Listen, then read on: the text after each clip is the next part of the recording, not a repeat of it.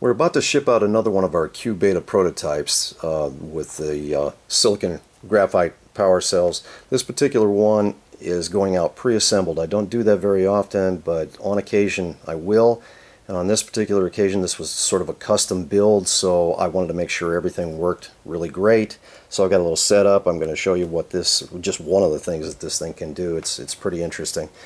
But this has the new revision 4 cells, which are a totally sealed cell, and they're prior to previous versions.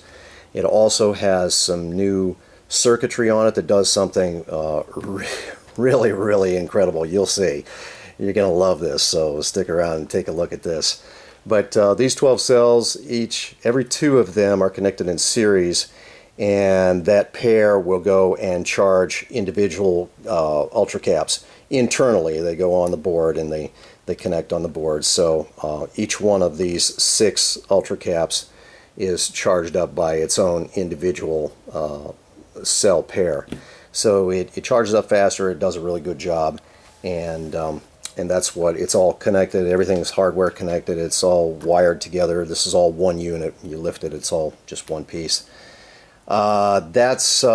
That's pretty cool on this. We'll fire it up in just a second. Let me just show you what we're gonna do here. This I've got 2 meters. Each one's connected to its own battery. This number 6 battery here has its negative post going up to the positive source right here. The sum of all these caps is what feeds the machine, and then this charges those individually, and then it sums up to 16.2 volts. At max, I like to keep it about 15 to 16 volts, so it's a little bit lower, so the caps will get their maximum life, which is 500,000 to 1,000,000 cycles. That's a lot. But anyway, so that negative is going into the positive source right here, and then its positive connection is going over here to the solid state relay. Now this is where the negative pulses out to the coils. So it's going to do that 6 times per rotation of the rotor. Every time that goes around, it pulses 6 times, and each one of those pulses comes back, and the field collapses, and the positive comes back out at this point. So it comes out that wire, and I've got a little white piece of plastic so you can see there's a 1N4007 diode. So you've got a positive coming into the positive post here, and you've got a positive coming into the negative post here. This is the Bedini style of charging, and it works really well. Anybody that's ever done it knows that. If you haven't, you should have. But so that's how this particular battery charges. Now this one charges differently.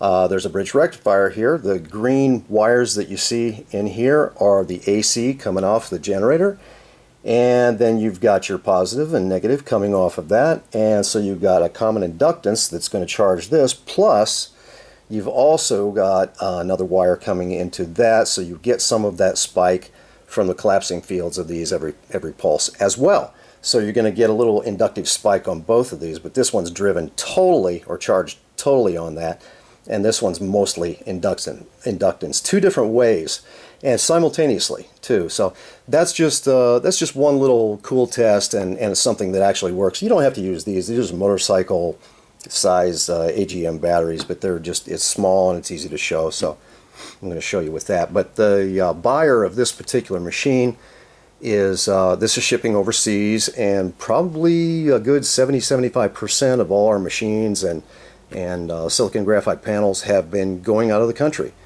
But the other 25-30% that are here have been really strong. But most people, if they buy a 6-cell unit, they'll come back and get 6 more cells or even 12 more cells and beef up the system, and it works better. It just charges the caps faster and runs for much longer durations.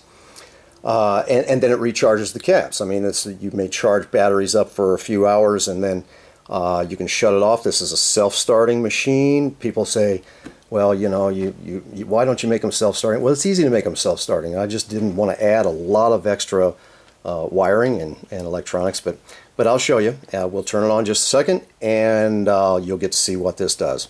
This battery here shows on the meter it's 12.73. These batteries like to rest at over 13 volts. Usually 13.1, 13.2 is what these batteries are. So that's actually lower than a good full charge.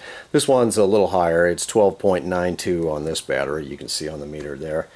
So let's fire it up. Hit the switch. On she goes. Here's the best part. You're seeing it right now. 4 seconds on, when the little LED light comes on, 4 seconds on, 7 seconds off. Now, keep in mind that that rotor has very large N52 magnets on it, and each one of those magnets must weigh almost a half a pound, so they're very heavy. And there's 6 of them on the rotor, and they're spinning past 12 coils. So if you don't think that's going to generate some electricity while it's coasting for 7 seconds, you need to go back to school, because this is pretty cool. Now this is sort of like, and I have to allude back to John Bedini. I mean, he's such a knowledgeable guy, and I think a lot of us miss him so much. But the Bedini-Watson machine that a lot of you have seen way back in the past, it had kind of a deal like this, only it was a separate motor that would run a huge flywheel. Now this is much smaller system, obviously, by leaps and bounds smaller, but it does the same thing. There's a shorter on time and a longer off time, and the off time it's generated power, so the on time is generating power as well. Now you can see what it's doing here. This one's okay. Now watch when it pulses on. On the high side, it's over 12.9. This one is 12.95, and it's going. Of course, it's at the top, so it's got to come higher, and so it's going to go. It's going to be doing that a little bit slower than this. That's getting these inductive spikes only. But you can see right here that we're about 3/4 of an amp. Let's bring it up. Oh, I can bring it up to 3 amps if I wanted to. I mean, let's just bring it up to 1. See, I can dial it way up if I want, but let's just hold it at about 1 amp so that you can see better. That's a really good charging rate. Here we go. Okay, now you can see this one's driven up over 13 volts, and this one's coming up a little bit higher too, these 2 batteries. Now the buyer of this is not going to be using a system like this. This particular customer, I've got, let me explain what he's going to do.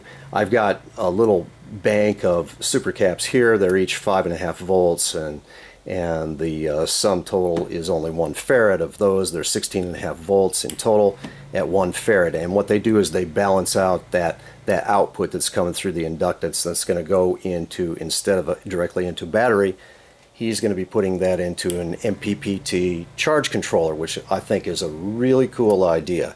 And that way those waves of power that's coming off of this will be analyzed by the MPPT and maximize that charging ability into his batteries.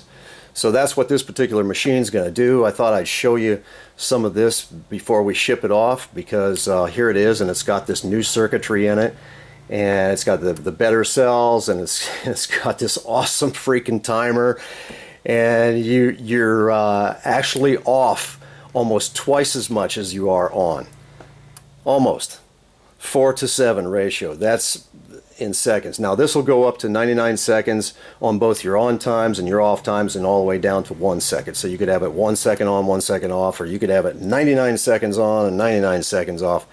But I just found that the 4 and 7 work pretty good, and I've tried different settings, and that's half the fun. Plus you can change your current anytime and give it a higher amount of current to run through the system and charge these up, and just do it in a faster. See, this is up to 1297. This is over 13 volts. So this is very, very efficient. But going into the MPPT charge controller, I think, is just going to be a really incredible thing to see. So I'm kind of anxious to get some reports on that too. But this is the new 12 cell custom build. I'll probably be doing this circuit because I know everybody's going to want this. This doubles your capability of out, not quite doubles, but you can see that while it's freewheeling, it's using that kinetic energy to to get the inductance to keep on doing its job. Pretty cool, huh? I thought I'd briefly mention as well, there's two little buttons on here. I don't know if you can see them, they're black. But one is to set your on time and the other is to set your off time. You just press it once to on the top one to get your on time, and then you can press the plus and minus for up and down to increase or decrease the amount of seconds that you have it on. And then you do the same thing with the bottom one for the off time. Really, really super simple and awesome little circuit.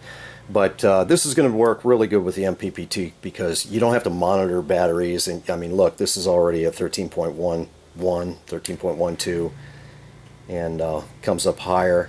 I mean, it'll drive this one easily up to, 15, 16 volts and give it a super high-end, spiky double positive charge, which is really cool for the battery. The battery gets really strong, but this one's coming up nice with the inductance. You can see it's 1298 at this point, but in time it'll come right up and it'll rest at its 13.2.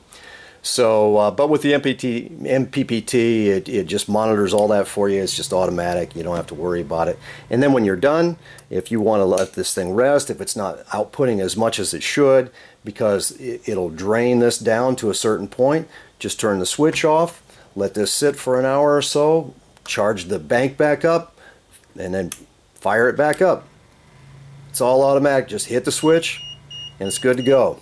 Now the meter's about to go off. Okay, that's it. I thought you'd like to see this before we ship this one out. Thanks. Come to our website, check out this stuff, quantummagnetics.com. See you there.